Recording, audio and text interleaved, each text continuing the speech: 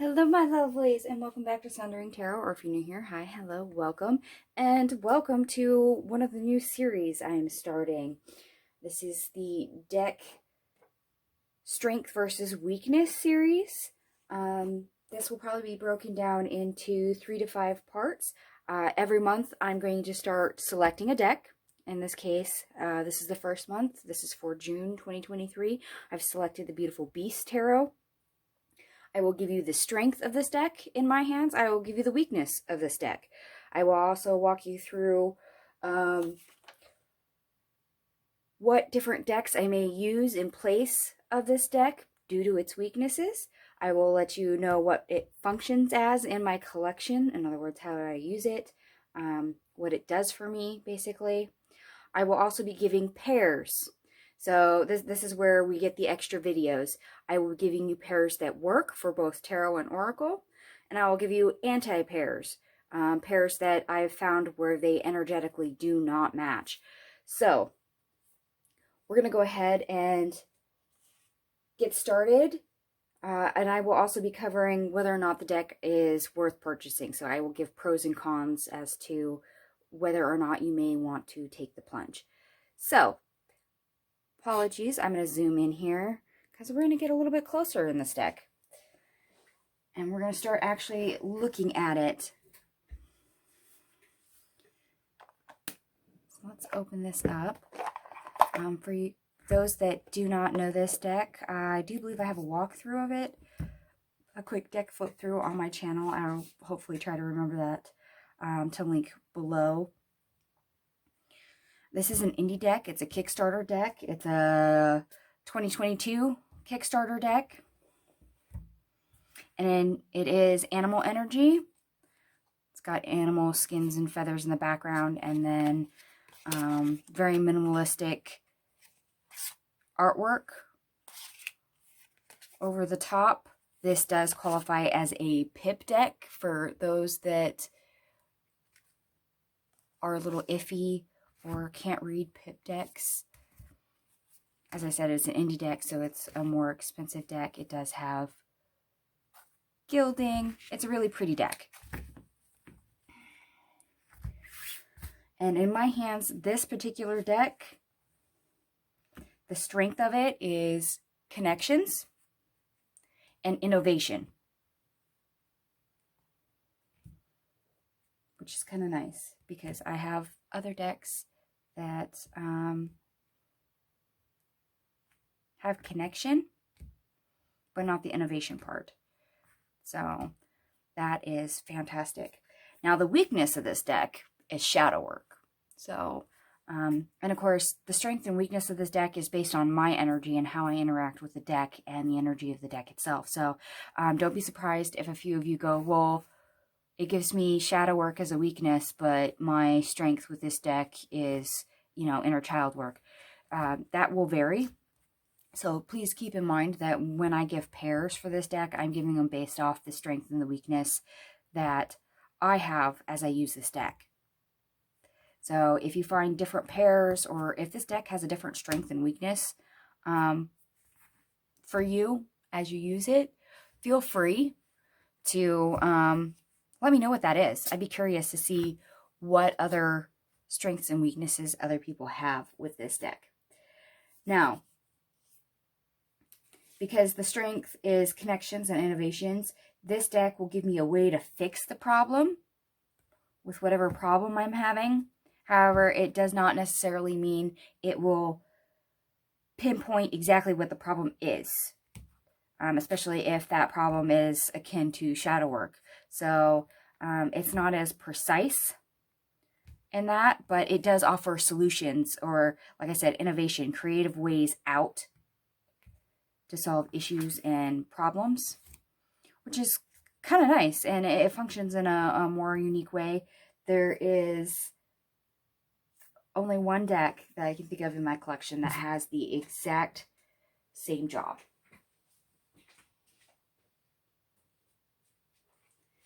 And I will mention that deck now. In fact, I have it. It is the Tarot of Oneness. And the Tarot of Oneness, the strength for it, of course, is Connections. And if I remember right, it has a second, Self-Care. Self-Care is the other strength of the deck. And it has basically the same weakness. So if I'm needing to play into Connections,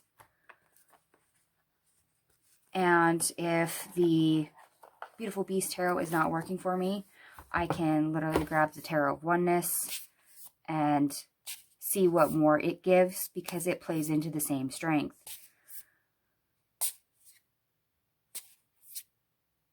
So it's kind of nice having, you know, one or two decks that do have some of the same strengths, but may be slightly different. That way, if one kind of fails me or has a gap in usage, etc., I've got something else to reach for. And I'm sure some of us that have a quite sizable collection have a couple decks that have the same strength and weakness, or can play together that way.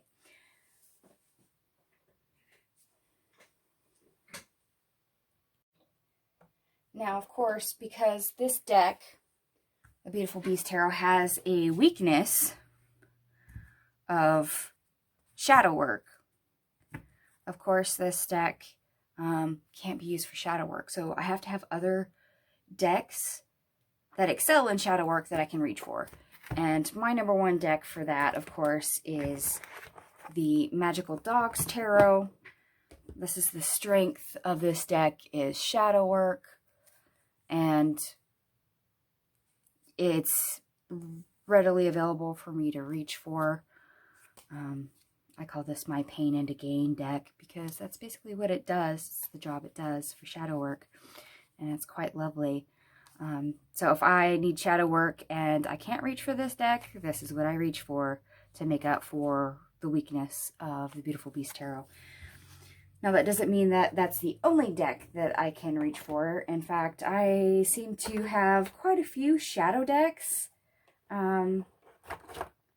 When it comes to strength, I also have a couple decks that have shadow work as a weakness. So another deck that I reach for shadow work to make up for the weakness is the Broke Tarot. So I have this as basically my number 2 shadow deck, and unlike the Magical Dogs Tarot, this deck really does look like a shadow work deck.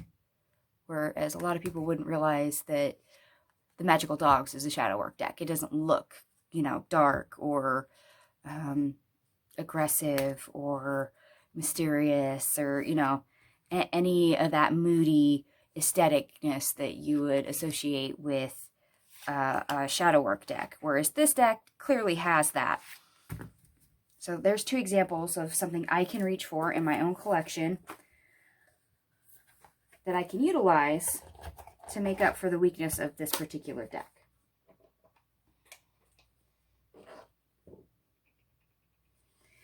Okay, so we're going to try and make this as quick as possible. So pros and cons when it comes to, is it worth purchasing the Beautiful Beast Tarot?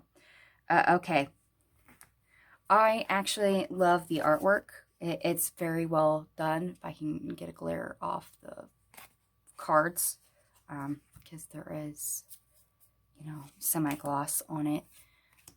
It is a pretty deck. Now, whether you consider minimalist and pip deck a pro or a con, that's going to vary from person to person. I mean, it does have the gilded edges. The backs, you can't tell if cards are upright or reversed. Some people like that. Some people are annoyed with it. But the artwork, the art style, it is pretty. I mean, it does have artistic value to it. And it's not an let me put my tongue back in my mouth. It's not an AI deck. For those that are thinking it's AI, it's not.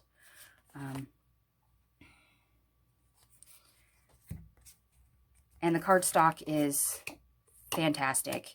I mean, this will hold up for forever. So Pro is definitely cardstock. You have this very sturdy 2-piece box. So packaging, and the author breaks everything down for you for this guidebook. So this is kind of nice. There are no pictures, but this is a decent guidebook. It really is, for no more than the thickness of the guidebook. It actually gives you a lot. Now, because this is an indie deck and it's not mass market, it's pricey. That's one of the cons. And because this is a Kickstarter deck that may or may not have an additional printing, this could be very difficult to source if, what is it, Studio Rain Tarot here, the creators, no longer have printed copies available for sale.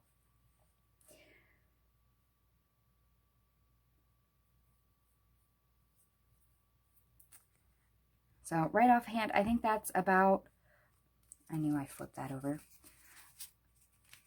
So right offhand, I think that covers just about all the pros and cons. Now I will be doing a couple different videos for pairs. So whether or not I split the perfect pairs and the anti-pairs into 2 separate videos, to where I have perfect pairs Oracle and then perfect pairs Tarot, anti-pairs Oracle, anti-pairs Tarot, I have no idea. I will tag everything underneath the deck strength versus weakness tag. I will also be creating a playlist for all of these. So if you would like to be notified when a new video is added to the playlist or it goes up, feel free to like, share, and subscribe. Subscribe to my channel, hit the notification bell, go to my page, look at my playlists, and go ahead and bookmark those playlists so you can keep track of them, because I will go ahead and when I upload, I will just add them to the playlist the same way I do my Tarot and Oracle flip throughs and my VRs, because I now have a playlist for the VRs. So I really hope you enjoy this series. Let me know if you have this deck. Let me know what your strengths and weaknesses are for it. And as I bring out the pairs and the anti-pairs, let me know what you pair with this deck if you have it. And on the same note, as I said, I'm going to be using a different deck each month. So if you guys have a suggestion of a deck you would like me to do for next month or in the coming months that you know I have in my collection, comment that down to me down below, and I will see if I can get those ones out sooner because you have the request in for it. And by all means, as I said, feel free to like, share, and subscribe. Thank you so much for watching. I hope this series is informative and fun, and I will catch you guys later. Bye.